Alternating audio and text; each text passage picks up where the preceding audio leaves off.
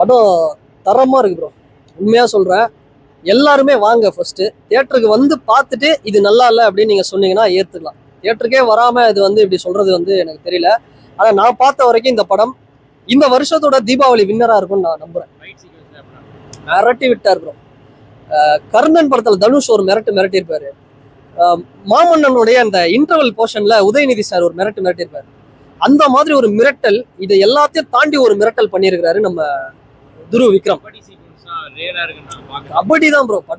படமே இது ஆர்யாவுக்கு ஒரு சார்பட்டா பரம்பரை ஆர்யா சாருக்குன்னா இது வந்து துருவ் விக்ரமுக்கு ஒரு பைசன் அப்படி சொல்லலாம்.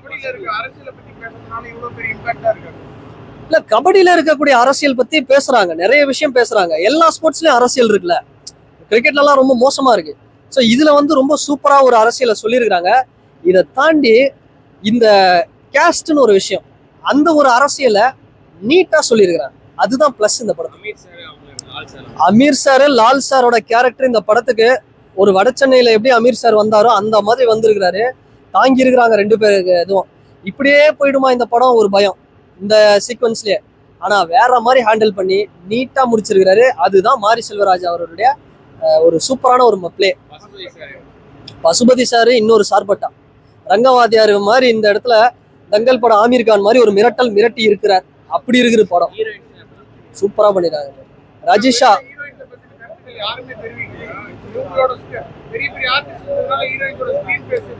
இல்ல ஆக்சுவலா நம்ம எல்லாரையுமே நோட் பண்ண மாட்டோம். இப்ப இந்த 3 படத்தை வந்து நம்ம தியேட்டருக்கு வரதுனால நோட் பண்றோம். பெரும்பான்மையான ரசிகர்கள் என்ன விரும்புறாங்கன்னா அஜித் சார் படம் வரலையே, விஜய் சார் படம் வரலையே, ரஜினி சார் படம் வரலையே, அந்த ஒரு வெறுப்பு தான் எல்லாருக்குமே.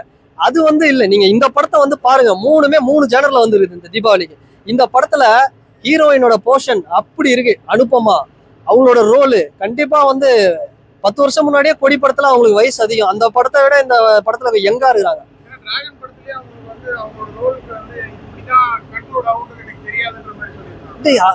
இந்த படத்துக்கு இவ்வளவுதான் ப்ரோ இந்த ரோலு. இதை தாண்டி அமீர் சாருக்கும் லால் சாருக்கும் ஒரு கிளாஷ், கம்யூனல் கிளாஷை தாண்டி ஒரு ஈகோ கிளாஷ் மாதிரி போயிட்டு இருக்கு. அதுல வந்து இதெல்லாம் ஒரு சப்பா அப்படியே கொஞ்சம் வந்து போகுது. ஆனா மற்றபடி எல்லாருமே சூப்பரா நடிச்சிருக்காங்க. மியூசிக்லாம் வந்து ப்ரோ எனக்கு என்னன்னு தெரியல. நான் அந்த தெகிடின்னு ஒரு படம், அந்த படத்துல அந்த விண்மீன் சாங்லாம் வந்து அந்த வருஷத்தோட சிறந்த சாங் சேதுபதி பண்ணாரு. சேதுபதி பண்ணும்போதே நான் நினைச்சேன் நிவாஸ் கே பிரசன்னா கண்டிப்பா அஜித் சாரையோ விஜய் சாரையோ வச்சு ஒரு படம் பண்ணணும்.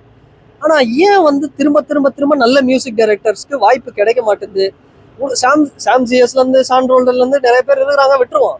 நிவாஸ் கே பிரசன்னா என்ன ஒரு கட்டத்துல இளையராஜா சார் மாதிரி இருக்குது மியூசிக், ஒரு கட்டத்துல ரஹ்மான் சார் மாதிரி இருக்குது. அப்படி ஒரு music director Nivas K Prasanna இன்னும் ஏன் பெரிய லெவல்ல பயன்படுத்த மாட்டாங்கன்னு தான் ஒரு வருத்தம். ஃபேமிலி தாராளமா வாங்க, குழந்தையில இருந்து வயசான பாட்டி வரைக்கும் வாங்க. பிளட் எல்லாம் லைட்டா தான் ப்ரோ. நெல்ல ஜெயிலர்ல தெரிக்காத பிளட்டா அதை விட அது லெவலுக்கு தான் இருக்கு. பட் இந்த பிளட் அப்படிங்கிறது ரொம்ப இந்த கழுத்தை வெட்டுறது துண்டா போறது அப்படிலாம் காட்டல. ஒரு கரையா இருக்கு, அது ஒரு இது மாதிரி இருக்கு, அப்படிதான் காட்டுறாங்களே தவிர ரொம்ப மோசமாலாம் காட்டல. நல்லா இருக்கு படம். எனக்கு பக்கா ஆர்ட் ப்ரோ படம்.